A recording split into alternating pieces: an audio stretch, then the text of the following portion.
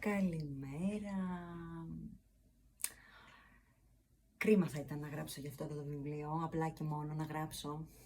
Καλά, σίγουρα το γραπτό μένει, δεν λέω, αλλά έτσι ένιωσα την ανάγκη να μιλήσω. Να τα πούμε λίγο.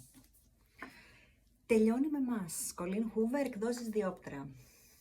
Αμερικανίδα, συγγραφέας, κλασική αμερικανική οικογένεια, αλλά επιβεβαιώνει 3 τεράστιες μεγάλες πελώριες παραδοχές. Η πρώτη είναι ότι οι άνθρωποι που έχουν κακοποιηθεί για κάποιο λόγο στη ζωή τους πετυχαίνουν επαγγελματικά. Γίνονται συνήθως οι καλύτεροι επιχειρηματίες. Μεγάλη παραδοχή. Μεγάλη παραδοχή. Διαβάστε, θα καταλάβετε τι εννοώ.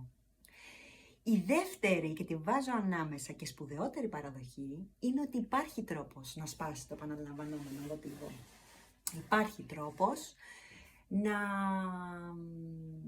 σταματήσει η κακοποίηση, να σταματήσει αυτή η ασυνείδητη αναζήτηση της κακοποίησης, η αυτόματη επανάληψη της κακοποίησης και υπάρχει και λύτρωση μέσα σε αυτό, ναι, οφείλω να το ομολογήσω. Η τρίτη παραδοχή, αφού τελείωσα με τις 2 και τα είπα έτσι ωραία και γρήγορα, είναι ότι, ποιος θα τα λέει αυτά τώρα, ακούστε, ότι η αγάπη κερδίζει τον έρωτα. Εγώ υπέρμαχος του έρωτα, υπέρμαχος του πάθους, η διαδηλώτρια του πάθους.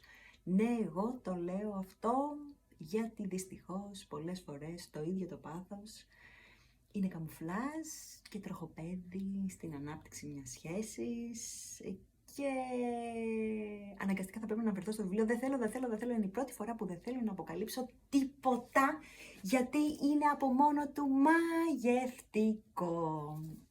Προμηθευτείτε το σας παρακαλώ, μαζί με μια ντουζίνα χαρτομαντιλάκια, έτσι θα την έχετε. Πολύ κλάμα, πάρα πολύ κλάμα, μεγάλη λύτρωση, αλλά να είσαστε σίγουροι ότι πολλές πληγές θα ανοίξουν.